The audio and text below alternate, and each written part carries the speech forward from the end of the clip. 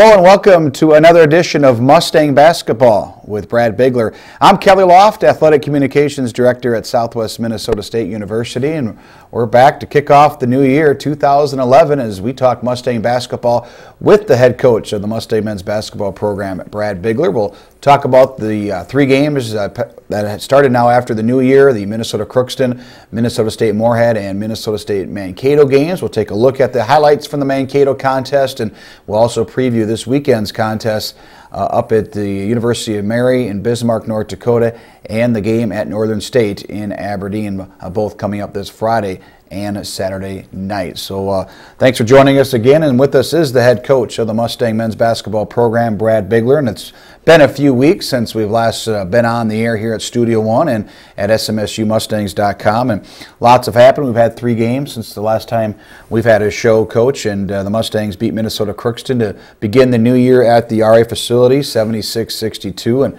then you came across a very hot shooting Minnesota State Moorhead squad. Mustangs lose by 20, and then you go on the road and take on Minnesota State Mankato this past Saturday, Coach, a team that's ranked number 12 in the nation. They lead the conference, and I'm sure the effort from last Tuesday to Saturday much better, and it was a much closer game and a contest where you had a chance to win in the last couple of minutes, and including the last minute, but just came up on the short end. Let's talk about that Mankato game first. Yeah, going into that last 5 minutes, we took the lead. And to get that lead, we had to come back from a deficit and give our guys credit where they were defending at a high level, getting stops and running in transition, getting some easy buckets in transition, and we gave ourselves a chance. I thought that was the biggest difference from Saturday compared to the two previous games. Just our overall competitiveness. I mean, we were competing at a higher level. I thought our guys, we were just playing a little bit more unselfish, and that's what we needed to get to. Yeah, and I'm sure that was probably one of the most important things that you saw out of your squad was to come back following that Moorhead game. And things obviously were a little bit out of whack because of the weather around the new year. Things were pushed back. You had a Monday, Tuesday games during break, and not a very big crowd because of the break, and a lot of things going on in the area, and students weren't back. But you came back against Mankato, and a team that has been the best here in the conference in the last year and a half, and as you mentioned, it competed a little bit and had a chance at the end, and that's all pretty much you can ask for on a road game. And Mankato, they're as impressive a team as we've seen this year. How they get out and run, how they rebound, and how they attack the basket. Those are three areas where they have a strength, and three areas where going into the game it's a key to try to get them to stop them. And they're probably the best team that we've faced all year.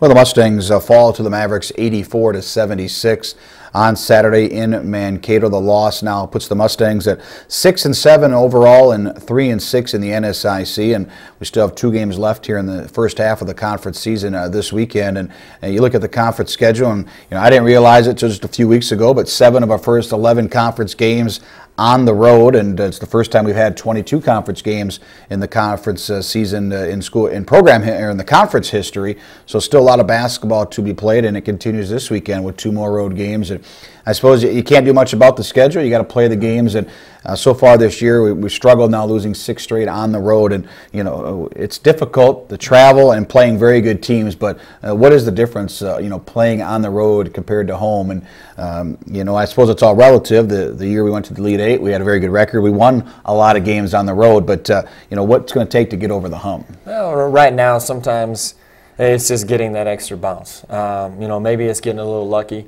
and forcing that luck. I think this team has competed, especially those four games right before Christmas. I thought we were playing at a higher level, and those teams just made some plays to win those ball games. And to fix that, I think it goes back to the basics. These guys have done a great job of defending and making teams earn it. Offensively, we need to kind of catch up. We need to play a little bit more unselfish, take more high percentage shots, and continue to go to work on the boards. One concern, obviously, stat-wise for the Mustangs this year is your inability to get to the free throw line.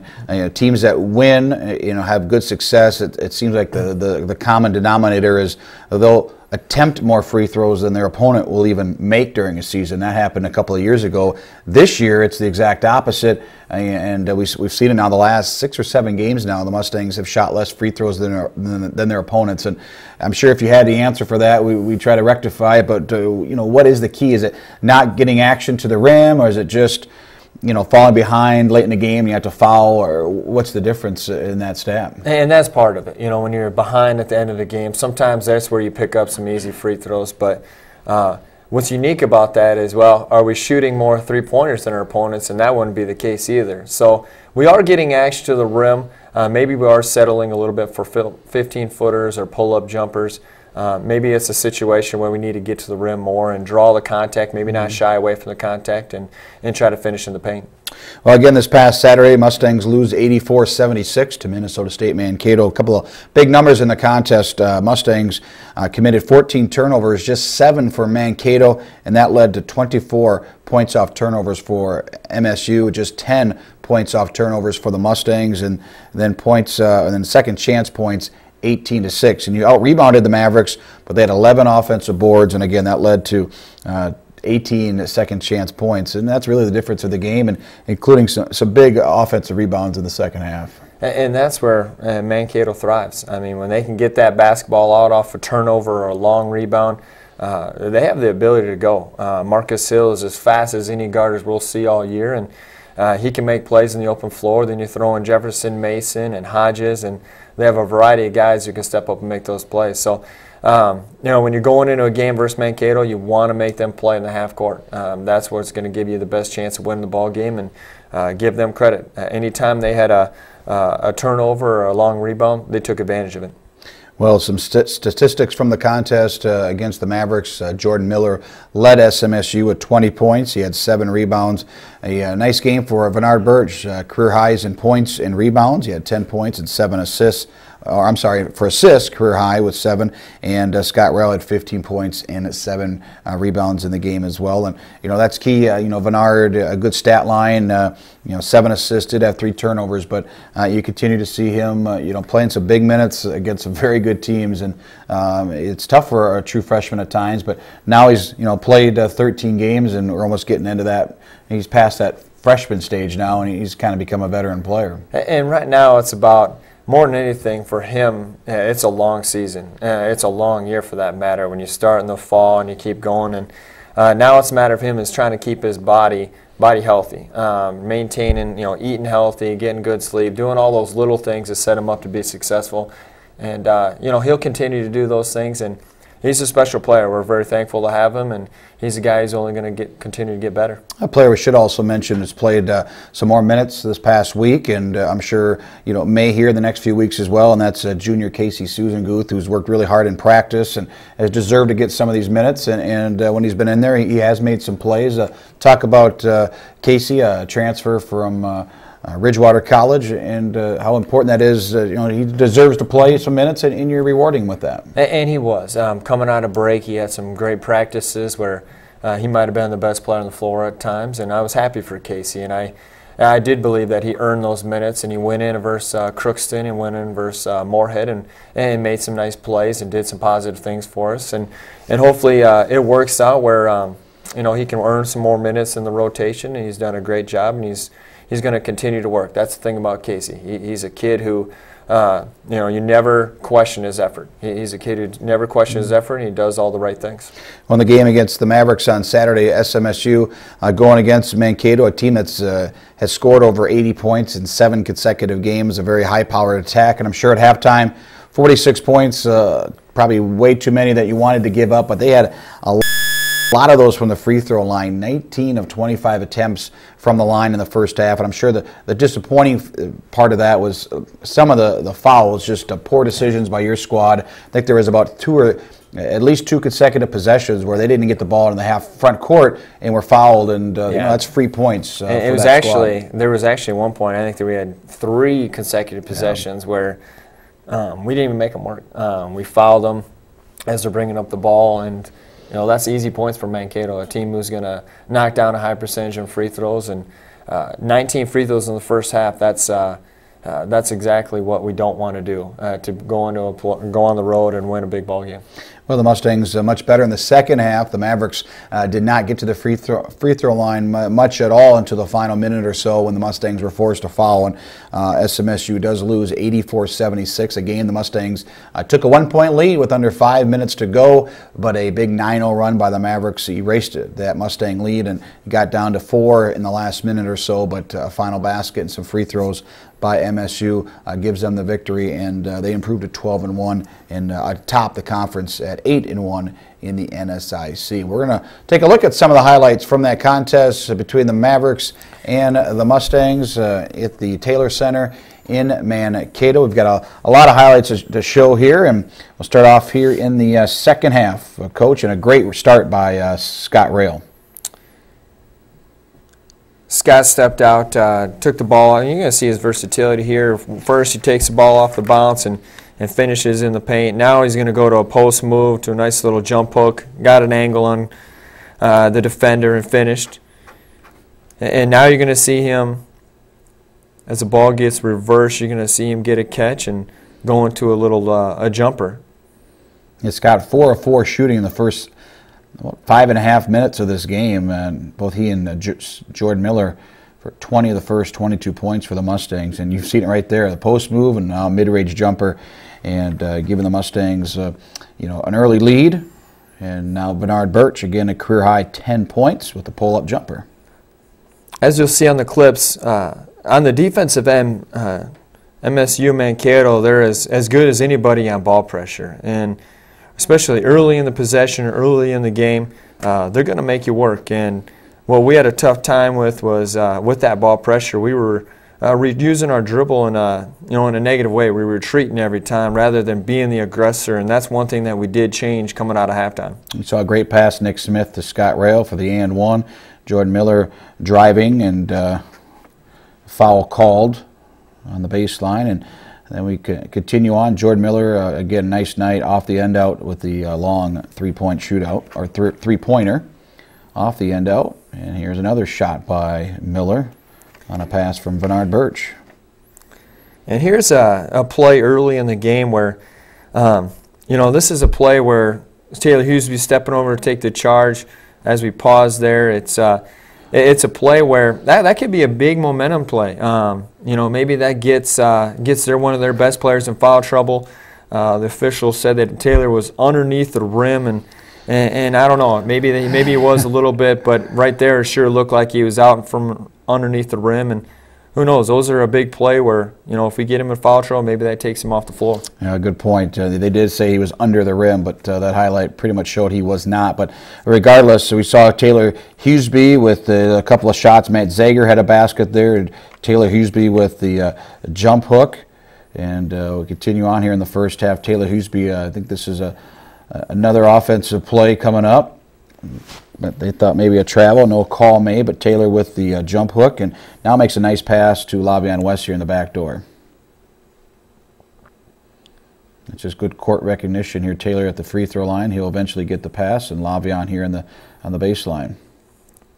It's a nice pass by Taylor Hughesby. Good finish by Lavion West. A couple of new players for the Mustangs. Jimmy Abraham on the floor, and he'll find another redshirt freshman or another newcomer, and that's Billy Giddings here right in the paint, number 23. And it's been good to see, Giddings take advantage of his minutes. He's a very capable scorer and a guy throughout his career is going to put a lot of points up. Now with this role, he's backing up Scott. He's got to come in and play with a lot of high energy and defend and rebound and play to his strengths. A nice take to the basket there by Matt Zager. He had 6 points, 3 of 7 field goal attempts. And this is a three-pointer to end the first half. Mustangs trail by 9 at this point. And an assist by Bernard Birch finding Trent Carlson in the right corner here to end this first half. And you'll see it's good patience on this possession.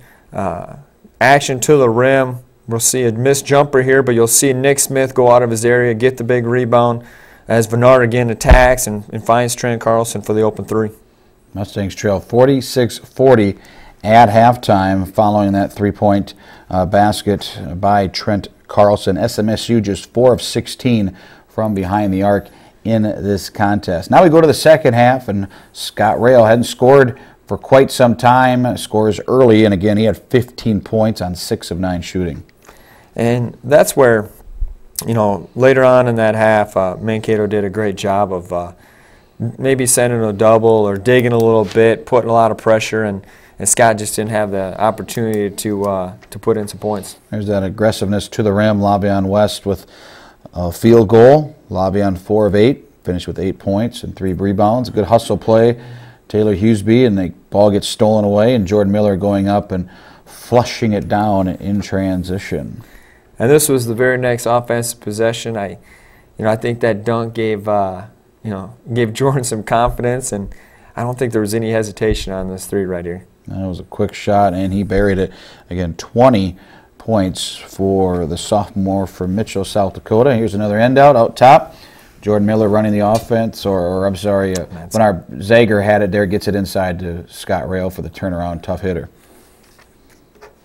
And here's a couple of other plays. Now Jordan Miller being fouled on this particular play.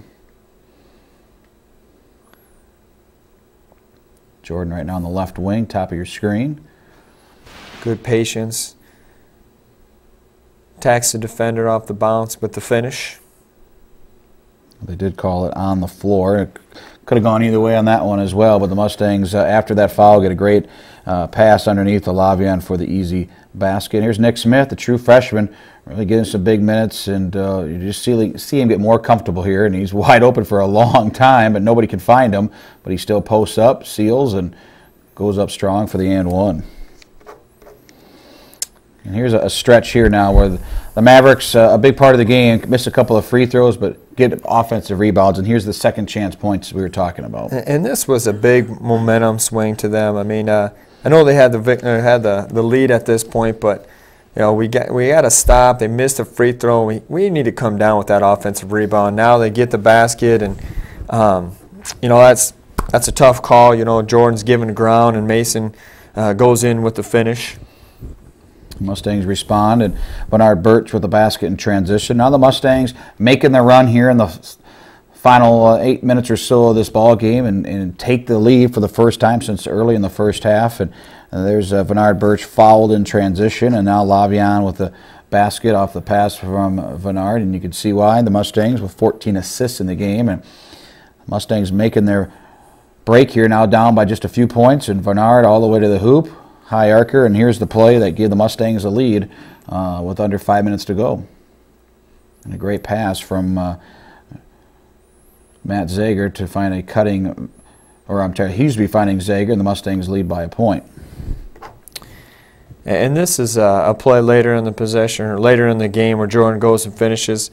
Now we're going to take a look at the last 5 minutes, and that's where, as a team, we need to become a better team. In finishing the game, the last 5 minutes, you'll see right here, we just scored. This is a possession where Lavion's trying to guard Mason. I don't know exactly what Lavion could have done differently right there. But they put Mason on the foul line, and he capitalizes. He makes the free throws and made the play that his team needed.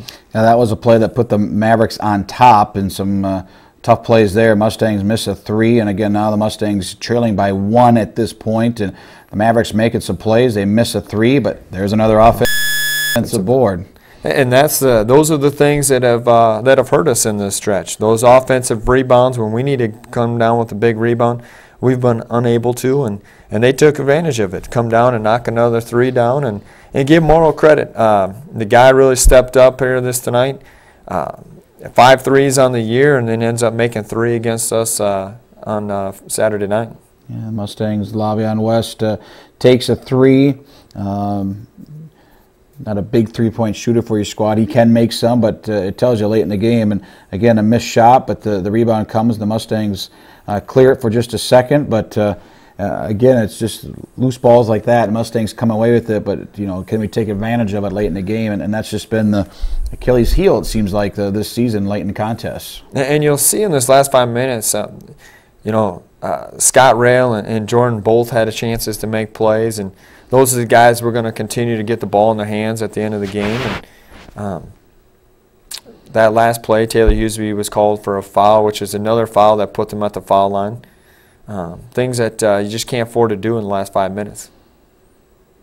The Mustangs trailed by 8 after having that lead, and then came back, did make a couple of hoops, and got it down to a 4-point game. But they're a turnover at a critical time, and the Mavericks come in transition, and poor shot there by the Mavericks, and the Mustangs do come away with it. But at this time, it's just a little bit too late at this time, and that right there, that basket's got to be made if you're going to try to win a game.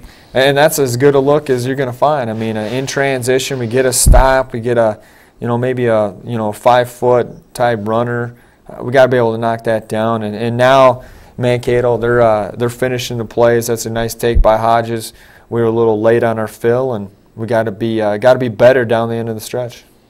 And here's the one last run for SMSU. Miller with the basket, a timeout, and is this maybe the last possession here in under a minute or so? It's close, but you do get it down to a 4-point game, and you said let's just work the shot clock and get a stop, and unfortunately the Mavericks came down. This was not the play, but you're still in this at this point, and then you get a possession here. The Mustangs get to within 2 or 4 after this couple of makes here by Scott Rail at the free throw line. And now there's about a minute to go, and at this point you just say, let's play defense. And we need to get a stop here. I mean, this is we're not going to foul in this situation. We have to come away with a stop. And, we made a couple plays on the ball. And here maybe Lavion could have stepped up and tried taking a charge, but they got biased and they finished.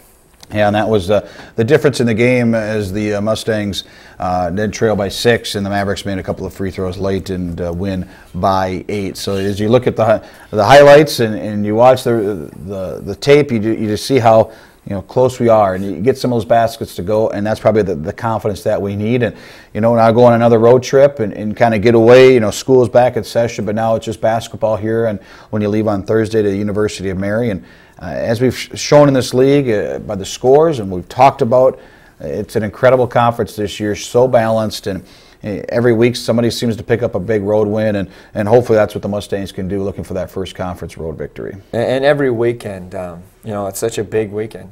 You can go away with 2 wins, and all of a sudden so many things can change, because there's so many teams that are so close in the conference right now. If you can come away with 2 wins on a weekend, you're going to move up the standings, and the momentum's going to be in your favor. And if we were going up to Mary, heading over to Aberdeen, I mean, if we were to come away with 2 wins followed by 4 home games, that's setting us up to have maybe go on a little bit of a run to get back in this. Yeah, as we mentioned, 2 road games this weekend at the University of Mary, a team that's 10-4 and in 3rd place in the conference standings, and then always a difficult place to play, Northern State on Saturday nights as the Mustangs wrap up the conference, the first half of the conference season, and then we'll have, as Coach said, 4 in a row at home and 7 of their last 11 at the RA facility. As you mentioned, school back at session now at the university, and you did have some games during break, and we talked just before our last episode. We talked what was going on before break, how the 6 days off mandatory by the NCAA. Kind of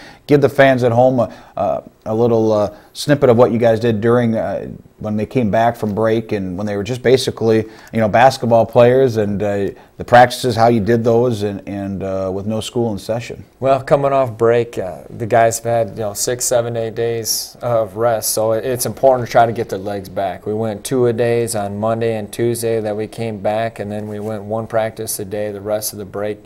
Try to throw in a couple of liftings where we can get some, build our body, and while we're doing that, we're very thankful. We have some families here in town who have us come over, and we can eat some suppers and spend time together, and that's always good for the guys. I know the guys went bowling one night together, and anytime they can spend time together where it's kind of a bonding deal, it's a good thing. And that's what I'm proud about with these guys. These guys are a good bunch of guys that like being around each other, and at the end of the day, I do believe that they play for each other, and that's a big deal.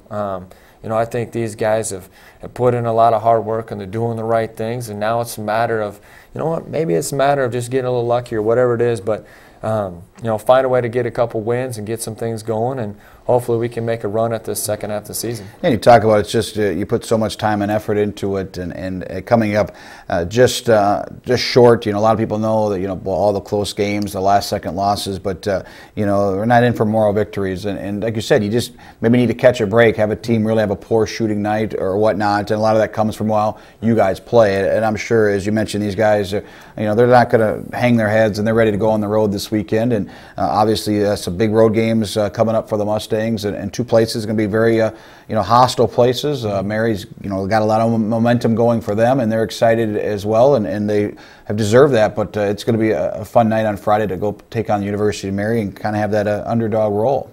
And it's always fun. We can go into a place where the gym's going to be packed, and that's what it sounds like for both these games. When you can go into a hostile environment, and that just makes it just that much better of an experience. Where this is maybe a little bit more of a challenge, which is okay. These guys are not feeling sorry for themselves. We don't want anybody else feeling sorry for us. It's a matter of us getting it done together, and that's what we're going to do. And of course, last year on one of these games, you played at Northern State. Last regular season game, it was on the road. Last home game for Don Meyer, just announced his retirement, and you go there and get the victory. So the guys have played in tough environments and have had success, and we hope that continues this weekend. Again, the Mustangs at the University of Mary on Friday. That'll be an 8 o'clock start in Bismarck, North Dakota. And then the Mustangs will play at Northern State in Aberdeen on Saturday. That's also starting at 8 o'clock. And again, the Mustangs will then return home and have a big 4-game homestand, taking on Minnesota, Duluth, and Bemidji State. And then Upper Iowa and Winona State will cap the 4-game homestand, including Hawaiian Night the last Saturday in January when the Mustangs take on Winona State University. So again, thanks for watching this week's episode of Mustang Basketball with Brad Bigler for the head coach. I'm Kelly Loft. Thanks for watching. Until next time, go Mustangs!